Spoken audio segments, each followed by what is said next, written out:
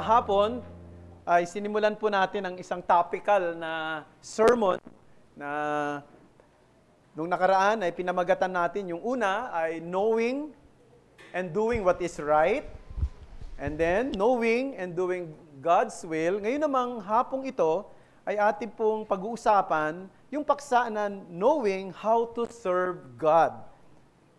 Paano maglingkod sa Diyos. At wala po akong isang verse o isang passage, kundi ito po ay gagamit po tayo ng maraming mga talata sapagkat sa tingin ko, ang paksang ito ay hindi natin magagamitan lamang ng iisang passage.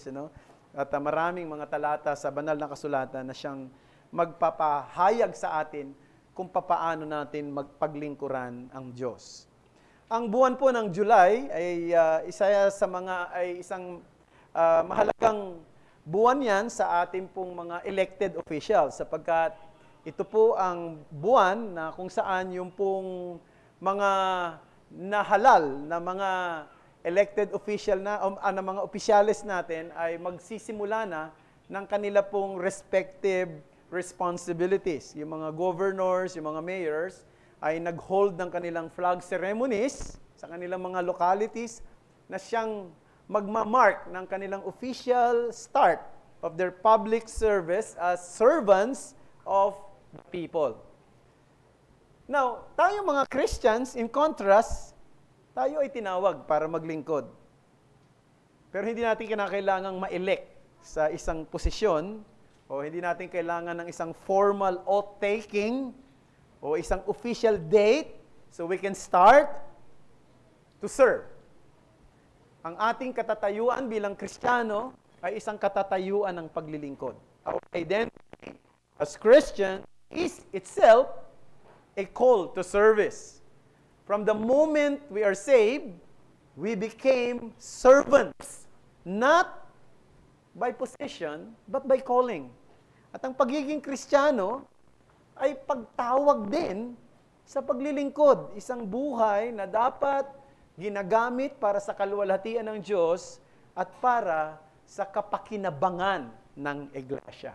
Yung mensahe na gusto kong bigyan ng diin ay ito: God saved us to use us for His glory and His church.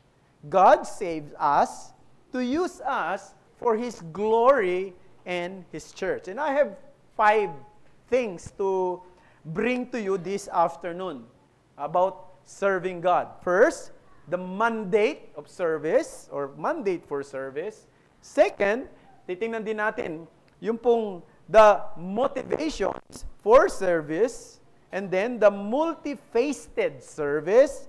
Number 4, we will be looking at the multiplicity of service, and last but not the least, the measurement of service. So, yung pong 5 na yan, okay mag-alala. Hindi, porket 5 matagal tayo rito. No? First, let's look at the mandate for service. When I say mandate for service, ito yung gusto kong sabihin. All Christians are God's servants. Ang lahat ng mga Kristiyano ay lingkod ng Diyos. Huwag nating kalimutan yan. No? The moment na ikaw ay nag-profess na isang mananampalataya, kinikilala mo rin na ikaw ay alipin ng Diyos at lingkod ng Diyos. Kung ang isang tao na nagpo-profess na siya ay mananampalataya, na siya ay Kristiyano, pero ayaw niyang maglingkod, ayaw niyang maging alipin ni Kristo, ang ibig lang sabihin ay kung hindi man may problema sa kanyang paniniwala, o maaaring hindi siya talaga totoong Kristiyano.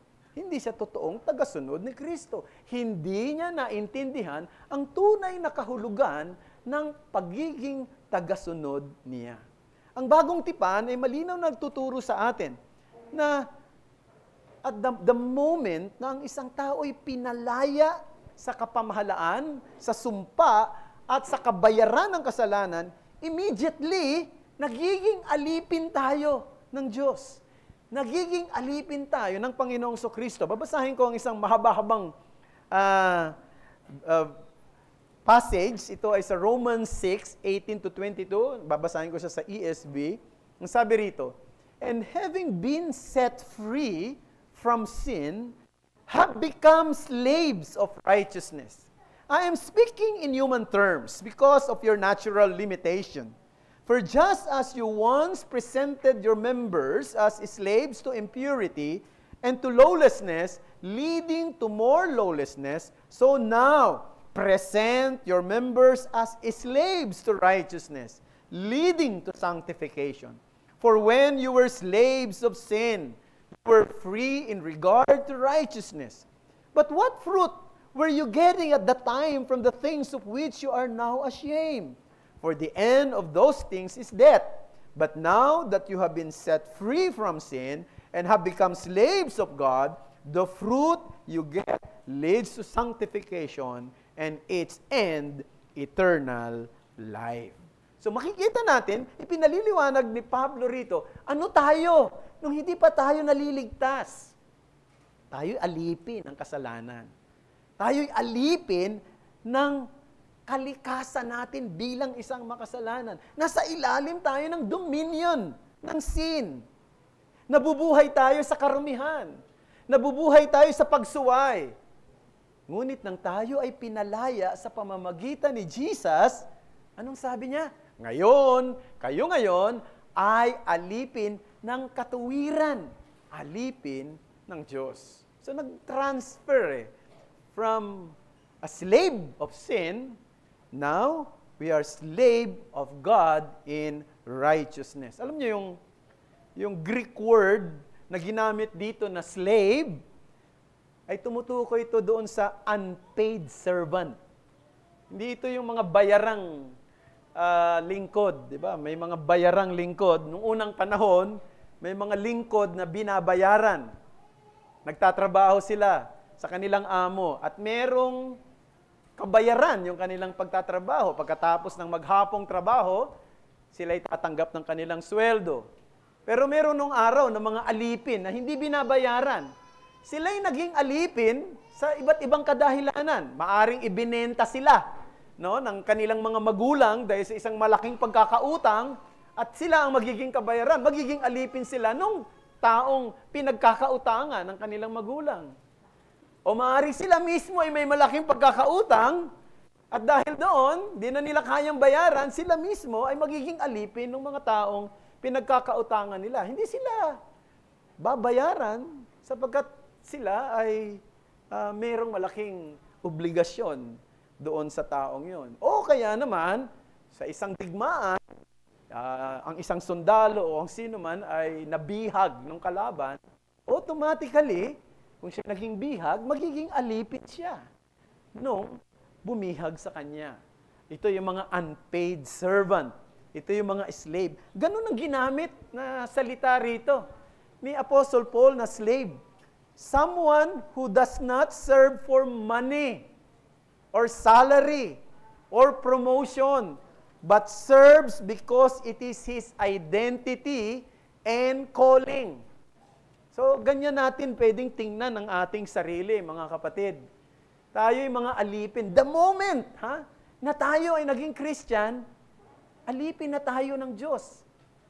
Alipin hindi para makinabang, kundi para maglingkod sa ikapupuri at ikaluluwalhati ng ating Panginoon. Kaya ang tanong ay, hindi Kristiyanong, ang tanong ay, hindi sa bawat isa sa atin ay, ikaw ba ay lingkod ng Diyos? Hindi yun ang tamang tanong kung ikaw ay Christian. Kundi ang tanong ay, anong klaseng lingkod ka ng Diyos? Ulitin ko kung Christian ka, hindi ang tanong, lingkod ka ba ng Diyos? Kundi ang tamang tanong, anong klaseng lingkod ka ng Diyos? What kind of servant are you? Mahalaga yan. Naalala ko na nung ako'y nag-aaral pa sa isang Bible school, yung presidente ng aming pong Bible college, lagi niyang sinasabi sa amin, you are not being trained here to become servants. You are trained here to become leaders of our evangelical community. Yan ang laging dinidiin sa amin. No? Hindi kayo tinrain dito para maging servant, kundi maging leader ng ating evangelical community. Yan ang laging sinasabi niya. Now, looking back, na-realize ko, kaya pala masyadong mataas yung tingin niya sa kanyang sarili, no? Ay dahil ang possibility, dahil nga hindi niya tunay na naintindihan o na-misunderstood niya yung tunay na kahulugan ng Christian leadership. Ang Christian leadership ay servanthood. We are called, even if you're a leader in a Christian church, in a Christian community, you are a servant leader. You are not just a leader. You are a servant leader. So that's something na misunderstand ng iba. At isa na nga doon, na hindi ko nababanggitin yung pangalan, presidente ng aming Bible College before. He failed to grasp that the essence of Christian leadership is servanthood. Yun ang una, mga kapatid. The mandate for service. Pangalawa, the motivation for service. What is motivation for service? Anong ibig ko sabihin? All Christians have compelling reason to serve. All Christians have compelling reason to serve. Romans chapter 12 verse 1. Sabi ni Paul, I appeal to you therefore, brothers, by the mercies of God, to present your bodies as living sacrifice, holy and acceptable to God, which is your spiritual service or worship. Ang sinasabi ni Paul dito sa atin, sa liwanag ng kahabagan ng Diyos, maglingkod tayo. No? At ito, Romans 12. Yung first 11 chapters ng Book of Romans, tinalakay niya roon yung rich and undeserved mercies of God. Mula sa chapter 1 hanggang chapter 11, pinaliliwanag ni Pablo yung ibig sabihin ng mercy of God. Yung kayamanan ng pagiging mahabagin ng Diyos. Sinasabi ni Pablo, nagkasala tayo sa Diyos. Sa isip natin, sa salita natin, sa gawain natin, sa panloob na pagkatao natin, sa panlabas na pagkatao natin, sa pribadong buhay natin, sa publiko, nagkakasala tayo. Yung ugali natin, yung behavior natin, hindi lang tayo makasalanan, actively nakagagawa tayo ng kasalanan. Kaya ang Diyos na matuwid ay galit siya sa atin. At dahil doon, kanyang ibubuhos ang kanyang galit sa atin. Pero ang nangyari, ibinigay niya at ibinuhos niya ang kanyang galit kay Kristo. Si Kristo yung tumanggap nung galit na yun. Ang ating kasalanan ay inilagay sa Kanya. At ang Kanyang katuwiran ay ibinigay niya sa atin. Ngayon, may bago na tayong record sa langit. Tayo yung mga bagong tao na dahil bahagi tayo ng bagong nilikha ng Diyos. Tayo ngayon ay may bagong journey. Yung journey natin patungo sa kaluwalhatian. Totoo, may mga paghihirap pa rin daranasin. Meron pa rin kapighatian. May mga sufferings at challenges pa rin sa buhay. Pero ang pangkasalukuyang sufferings na meron tayo ay hindi pwedeng ikumpara sa kaluwalhatian na isang araw ay ipahahayag sa atin ng Diyos. Ang sabi ni Pablo, yun ang kahabagan ng Diyos. Yun yung ibig sabihin ng mercy. This is the kindness and goodness of God. So in view of all these mercies, sabi ni Paul, present your bodies as living sacrifice, holy and acceptable to God, which is your reasonable service. So serving is the only reasonable response to His mercy. Yan ang motivation natin, mga kapatid. No? Isipin natin kung gaano kalaki yung pagpapala na tinanggap natin. Mag-reflect tayo sa mercy of God. No? Si Pablo, tinan nyo. Ano yung nagtutulak sa kanya para maglingkod sa Diyos? Ano ang nagtulak sa kanya para ubusin niya ang kanyang lakas sa paglilingkod sa Diyos? Binigay niya yung buong buhay niya eh. Di ba? Binigay niya yung buong lakas niya sa paglilingkod. Alang-alang sa Ebanghelyo. Inalay niya ang kanyang buhay sa kanyang pangangaral, pagtuturo, pagsusulat, pag-i-encourage, at sa marami pang bagay. Alam mo kung bakit niya ginawa yun? Dahil lagi siya nakatingin sa krus. Lagi niyang tinitingnan yung kahabagan ng Diyos na doon ay ipinakita sa krus. Masyado siyang na-capture eh. Doon sa nangyari sa krus. Ang punto rito mga kapatid, walang sino mang nakatingin lagi sa krus ng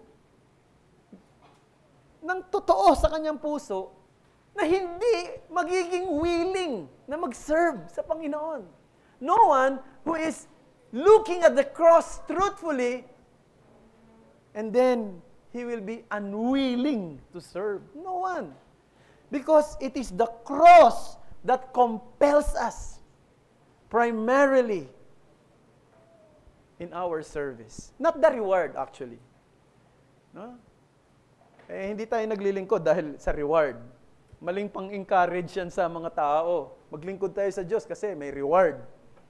Maglingkod tayo sa Diyos dahil may kantimpala, may pagpapala. Diba? Yan ang motivation. Minsan, matagal na nating naririnig bago pa naging sikat yung prosperity gospel, naririnig na natin yan.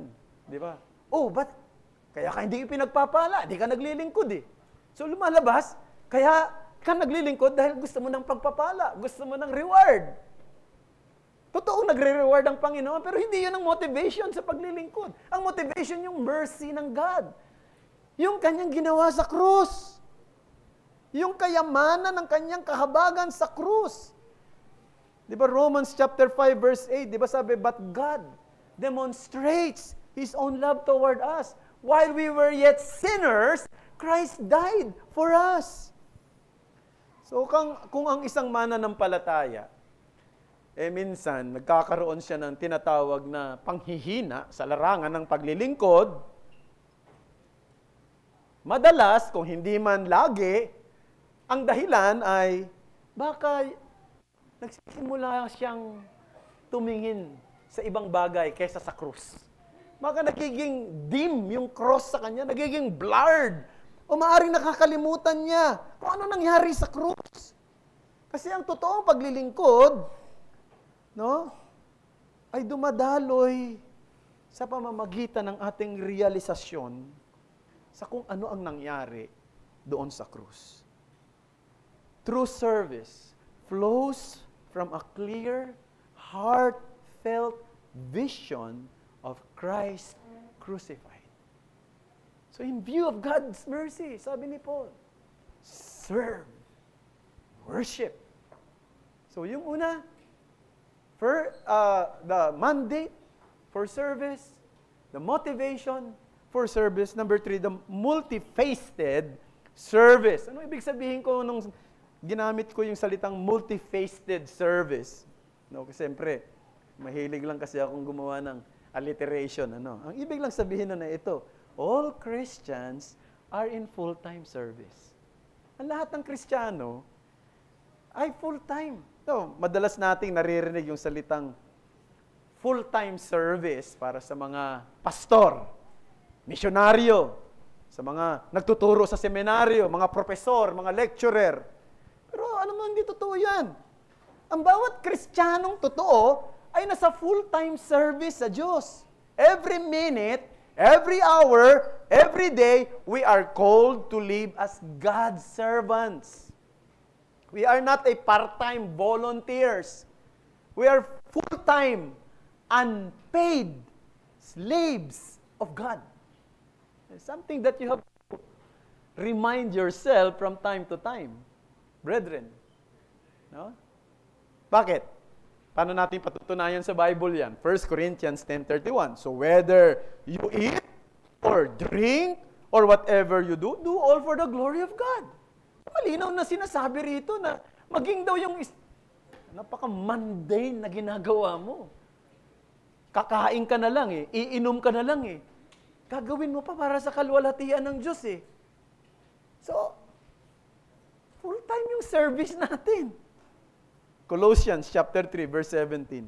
And whatever you do, in word or deed, do everything in the name of the Lord Jesus, giving thanks to God the Father through Him. Whatever you do, in word or deed. Di mo naman kinakailangang maging pastor.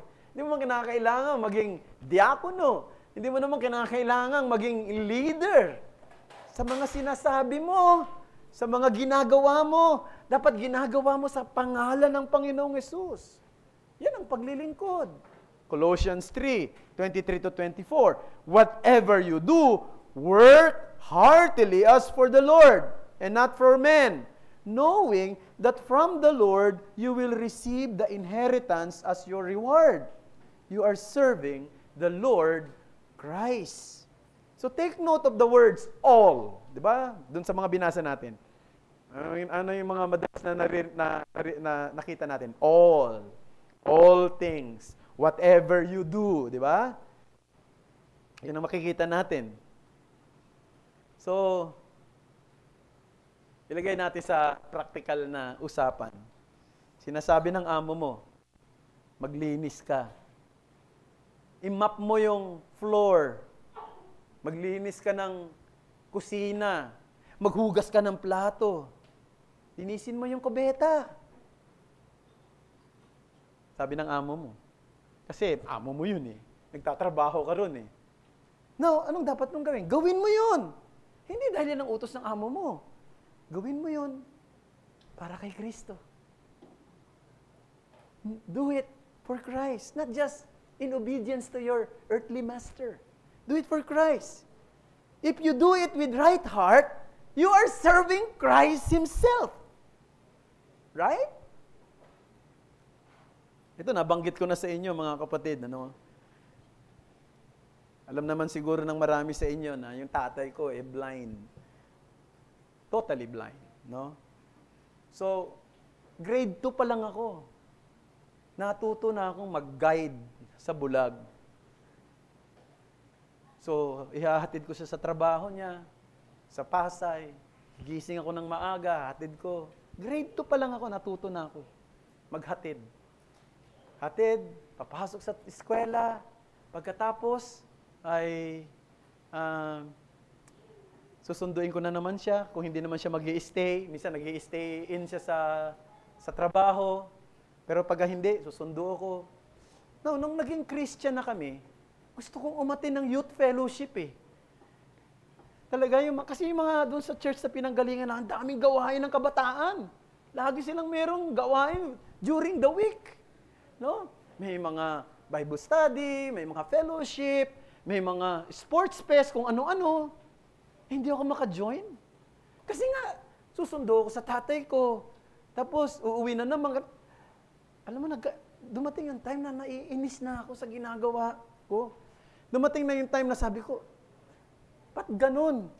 No, hindi na ako, wala na akong opportunity. Katulad ng mga kabataan namin doon sa church until one day, yung nagba-Bible study sa amin, sinabi niya sa akin, alam mo George, huwag mong isipin na hindi ka nakakapag-serve dahil hindi ka nakaka-join sa mga fellowship ng mga kabataan. Yung ginagawa mo sa tatay mo, kung ginagawa mo yan nang may kagalakan at katapatan, ay paglilingkod mo sa Diyos. At nagbago ang aking pananaw. That changed everything, brethren. Serving is not limited to spotlight or stage. Ang tingin ng iba, pag hindi ka nakakatayo sa harapan, hindi ka nagsiserve eh. No? Kaya gusto mo sila sa harapan lagi, pati mga nagpapaawit. Kaya lang, nandun sila sa harapan.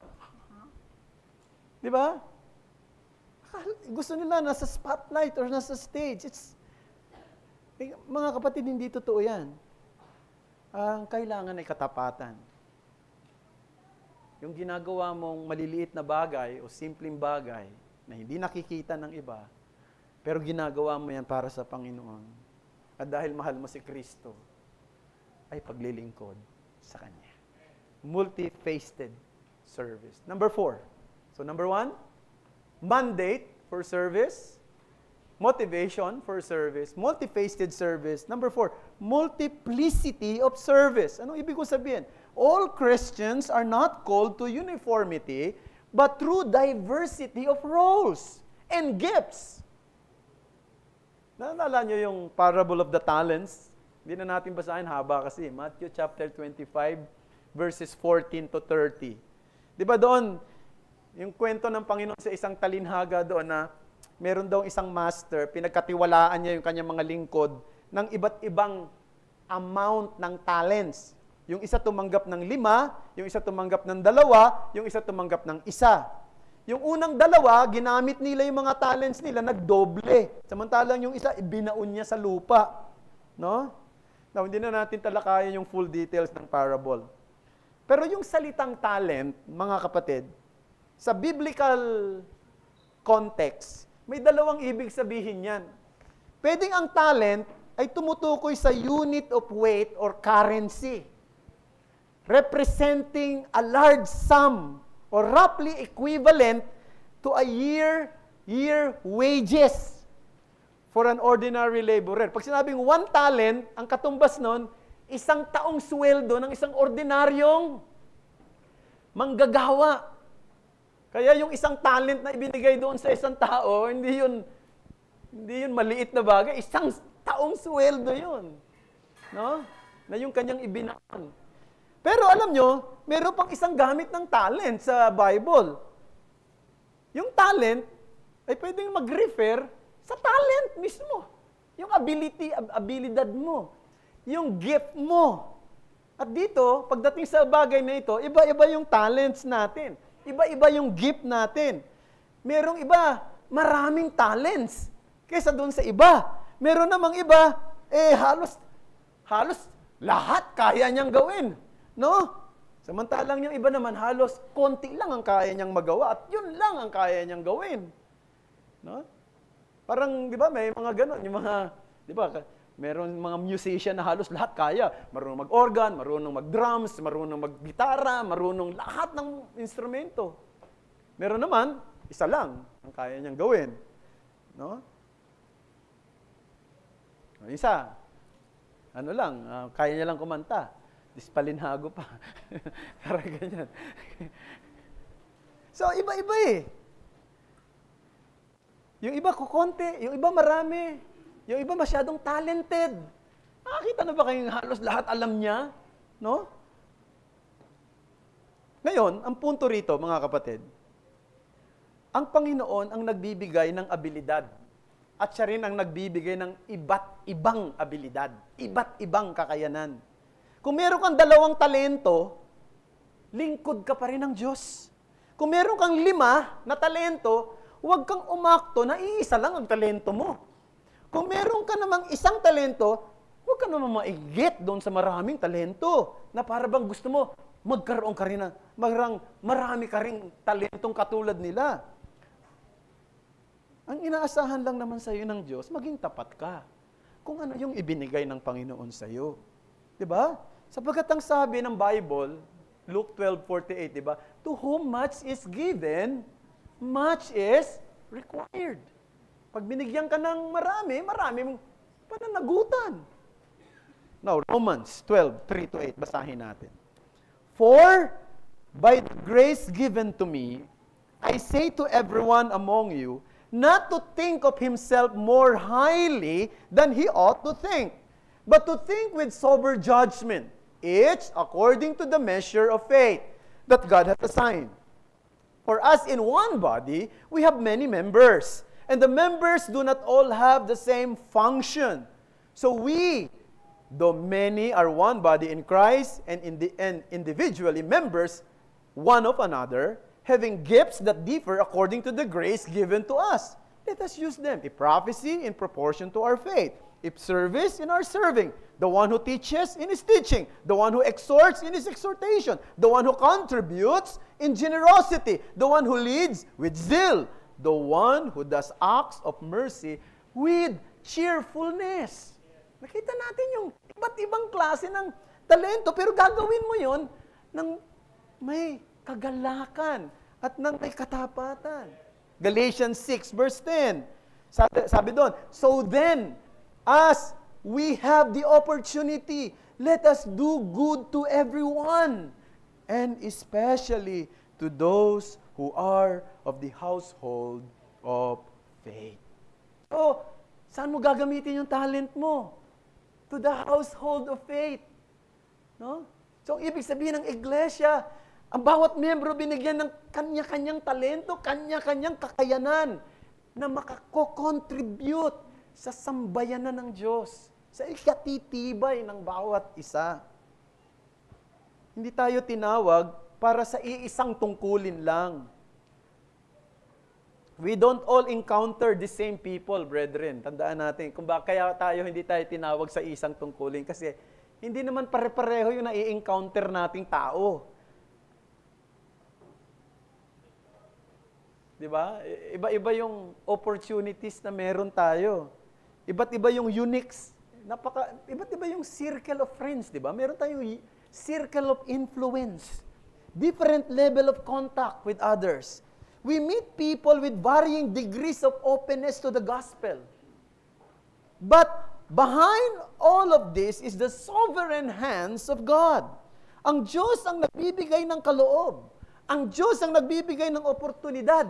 Ang Diyos ang siyang nagbibigay ng mga iba't ibang posisyon sa buhay natin. Iba't ibang sirkumstansya ang hinaharap natin. Kaya iba-iba rin ang talento, iba-iba rin ang kaloob, at iba't iba rin ang kakayanang ipinagkakaloob ng Panginoon.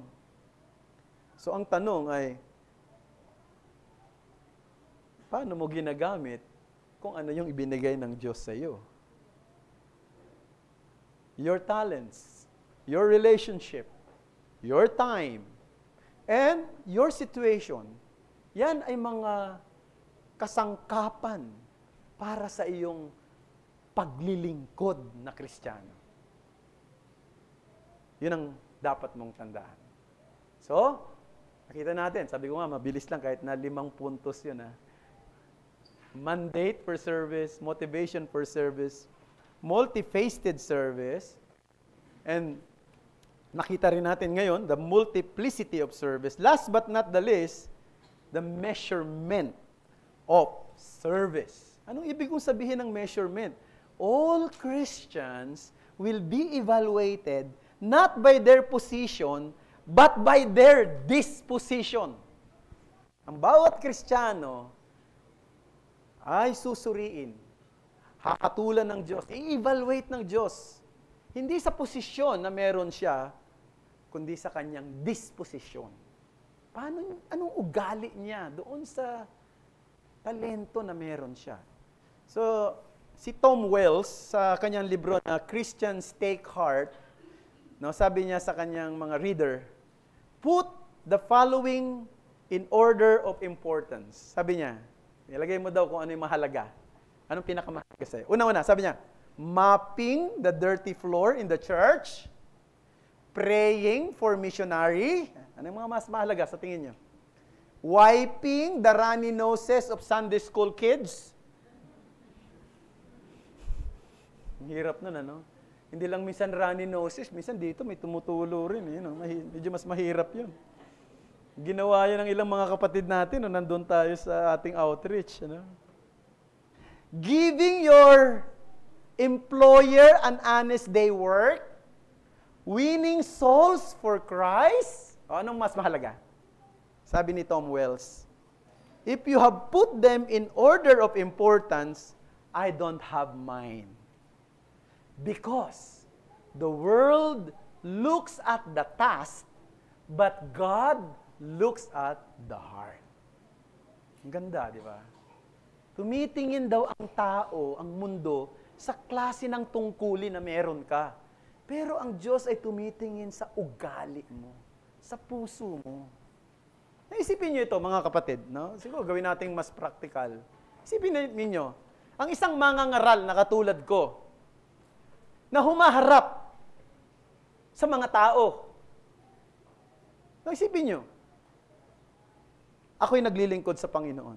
Pero isipin niyo yung isang tao na nagmamaf ng floor, Hindi naman nakikita ng mga tao yung ginagawa niya, no? Pero ginagawa niya yun para sa Panginoon. Yung mga ngaral, maaaring ginagawa niya rin ito ng may kagalakan, napaka-noble. Pero isang bagay, ang isang bagay na mapanganib sa isang mga ngaral ay ito. Vulnerable siya sa tinatawag na sins of pride and self-promotion. Napaka-vulnerable. At alam ko yun. Nararamdaman ko yon sa sarili ko. Yung vulnerability sa kayabangan. No? On the other hand, yung naglilingkod na hindi napapansin ng karamihan, pero ginagawa niya ng may katapatan at kapakumbabaan, ay nagde-demonstrate ng isang puso, ng isang totoong Kristiyanong lingkod. Ang isang halimbawa niyan sa Bible, hindi na natin babasahin, mahaba kasi, yung 2 Kings chapter 5, kung alam niyo yung kwento ron, hindi ba naalala niyo, merong isang lalaki, isang Syrian general, no? General siya ng Syria. Ang pangalan Naaman, no? Itong si Naaman, may ketong. Meron siyang ketong. So, mataas ang kanyang posisyon, pero may ketong siya. So, marami nang ginawa, mayroon pa rin siyang sakit. Pero, pag tinignan niyo yung kwentong yun, nakafocus yung attention doon kay Elisha.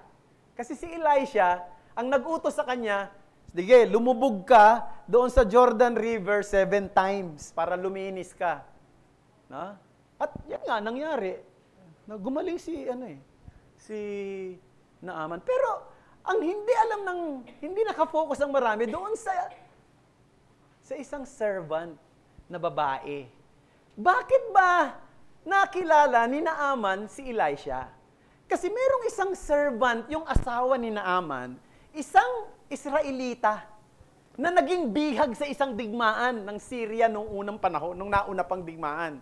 Dahil naging bihag siya, nagtatrabaho siya doon sa pamilya ni Naaman. Ngayon, nung nakita niya na yung amo niya, ay merong ketong, naalala niya, merong lingkod ang Diyos eh. Doon sa aming lugar, ang pangalan niya si Prophet Elisha. Sinabi niya sa asawa niya. Sinabi nung asawa kay Naaman. Pinahanap di ba? Ni Naaman si Elisha. At inutusan siyang lumubog nga doon sa Jordan River. Yung maliit na, yung little servant girl na yun ang ginamit actually ng Panginoon. Pero nakafocus tayo kay Elisha. No? Kasi siya yung prophet. Naintindihan niyo mga kapatid? Ang punto ko dito ay, ang pinag-uusapan natin dito ay yung attitude of the heart. Yung babaeng yun, pwede naman niyang sabihin, ako, ayoko nang sabihin. Yung amo na merong kami doon, no? Di ba? Pero naawa siya sa amo niya eh. Naawa siya doon sa, kahit na hindi niya kalahi yun, di ba? Hindi naman niya kalahi yun si Naaman kasi Syrian yun. Naawa siya. Kaya sabi niya, ang makakatulong lang sa kanya, yung propeta na doon sa amin, sa Israel, si Elisha. So makikita natin dito yung pangalan niya hindi nga binanggit kung sino yung pangalan ng servant girl na yun. Pero napakaliit ng kanyang ginawa, napakasimple, pero ito mayroong bahagi na siya ng kasaysayan na nangyari sa Biblia. Dahil kung wala siya, hindi mangyayari yung himala ng kagalingan kay Naaman. So, yun ang gusto kong sabihin. Marami sa atin dito, tuwing linggo, nakikita nyo ako, nangangaral, yung mga nagtuturo rito sa atin.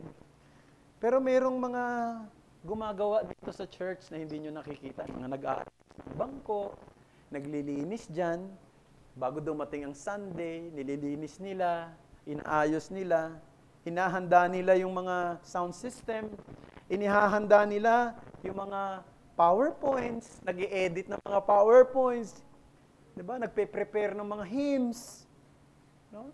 Nag-a-assign kung sino ang gagawa nito,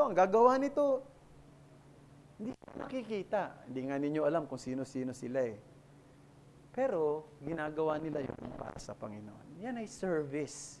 At sinusukat ng Panginoon ang bawat ginagawa natin, hindi sa klase ng ating trabaho, kundi sa ugali ng ating puso. Naalala nyo, Mark chapter 14, no? Merong isang babae na pumunta kay Jesus, may daladalang pabango na alabastro, na mamahaling alabastrong nardo, ang sabi doon. Binuhos niya yung pabango, di ba? Binrake niya yung lagayan, binuhos niya sa ulo. Nagreklamo yung mga tao sa paligid eh. Pati mga alagad eh. Sabi niya, ano ba namang pagsasayang yan? Ang mamahalin yan. Binuhos ng lahat doon sa ulo ni Jesus. No? Sipin niyo yun, regalo sa iyo ng Versace. Ganyan kalaki. Binuhos lahat dyan sa ulo mo. Pakunti-kunti nga lang tayo para tumagal eh. No? Pero sabi, sayang yan. Sabi pa nga ng iba eh, pwede pa magamit yan na itulong sa mahihirap. Pero sabi ni Jesus, layuan nyo siya. Huwag nyo siyang ligaligin. Sapagkat ang ginawa niya ay napakaganda sa aking paningin. So anong nag-touch sa puso ni Jesus? Hindi yung act itself, kundi yung puso ng babae. Sapagkat ginawa niya ito ng may pag-ibig. The world looks at the task, but the Lord looks at the attitude of the heart. Sa pagtatapos, mga kapatid, kung ikaw ay Kristiyano, ikaw ay lingkod ng Diyos. Ang tanong na dapat mong sagutin ngayon, may katapatan ay, anong klaseng lingkod ka? Now, hindi ko sinatanong, anong klaseng tungkulin meron ka? Nagpipreach ka ba? Nagtiteach ka ba? Nagsusulat ka ba? Naglilid ka ba? Salamat kung ginagawa mo ang lahat ng yan. Pagpapala ng Panginoon. Pero yung deeper question is, paano mo hinahandle yung mga bagay na ipinagkatiwala sa iyo ng Diyos? Kung estudyante ka, halimbawa, nag-aaral ka ba talaga ng leksyon mo ng mabuti? O umaasa ka sa iyong katabi? No? Nag-iisip ka ba ng good grades? Ginagawa mo yan kasi gusto ko kung gawin ito para kay Kristo. Para kay Jesus. I'm not aiming for good grades because I want to be above everybody. I want to be honored and recognized as someone who is brilliant and intelligent. No, I want to do it for Christ. Kung ikaw ay nagtatrabaho, kung ikaw ay nagpapatakbo ng negosyo, kung ikaw ay naglilinis ng mga plato, no, nagfi-fix ng mga bagay dito sa church, o nagbibigay sa mga nangangailangan, ginagawa mo ba iyon para magkaroon ka lang ng personal satisfaction? Alam mo, tumutulong ako kasi ang sarap ng pakiramdam. Eh di sarili mo yun. No? O ginagawa mo yun para kay Kristo? Sapagkat kung ginagawa mo yun para kay Kristo, ikaw ay lingkod ng Diyos. You are God's servant. Pero kung ang paglilingkod para sa iyo, parang burden, napakabigat ng iyong mga paa sa paglilingkod. Wala yung puso mo roon. Ang tingin mo doon ay parang duty or performance lang. Ay misguided yung spirituality mo. Misguided talaga. No? Yung panay ka angal at ungol at reklamo. Your spirituality is misguided. Or, itong pinakamatindi, baka hindi ka Christian. Baka hindi ka pa talaga mananampalataya. Akala mo lang Christian ka kasi nasa Christian church ka. Akala mo lang Christian ka kasi dumadalo ka. Baka yun ang isang malaking problema. Kung yan ang kalalagayan mo, ang gusto ko sa iyo, kailangan mo talaga si Kristo. Kailangan mo lumapit kay Kristo. Kailangan mo manampalataya kay Kristo sapagkat malibang iligtas ka ni Kristo, hindi mababago ang puso mo. Hindi mababago ang pananaw mo sa buhay. Ang ginagawang pagliligtas ni Kristo ay hindi lang pagliligtas ng ating destinasyon, pagliligtas din ng ating pagkatao, ng ating pananaw, ng ating ugali, ng ating pagtingin sa maraming bagay. Kaya lumapit ka kay Kristo. Sinabi ni Jesus, John 6:37, ang sino mang lumalapit sa akin, kailan may di ko itataboy. Manalangin tayo. Marami pong salamat sa mga salita mo na napagbulayan namin. Yung pong hapong ito, aming Panginoon, salamat sa pagpapaalala mo sa amin na kung kami ay mga Kristiyano, kami ay lingkod. Hindi ang pinag-uusapan kung kami ay naglilingkod. Dapat ang pinag-uusapan ay anong klase kaming lingkod. Kami ba'y naglilingkod ng may katapatan? Naglilingkod ng may buong kalooban? Ginagawa ba namin ito para magpasikat o para ikaw ay bigyan ng kaluwalhatian at kapurihan? Tulungan mo kami, Panginoon, na sana maitama ang aming mga motibo. At lagi kaming tumingin sa krus ni Kristo na siyang magbibigay ng motibasyon. Tingnan namin siya. Sapagkat kung hindi kami titingin sa krus ni Christ, magiging blurred ang maraming bagay, maging ang paglilingkod namin ay maapektuhan. Help us, Lord, to look at Jesus at all times, to look at the cross at all times, to consider what happened at the cross, where your mercy has poured upon us through His atoning sacrifice. And salamat po, Panginoon. Marami pong salamat sa iyong mga salita. Sana gano'n mang kasimple ang mga katotohanan ito. Ito'y nangusap sa aming mga puso. Sapagkat ang lahat ng ito'y dalangin namin, alang-alang kay Kristo na aming Panginoon at tagapagligtas. Amen.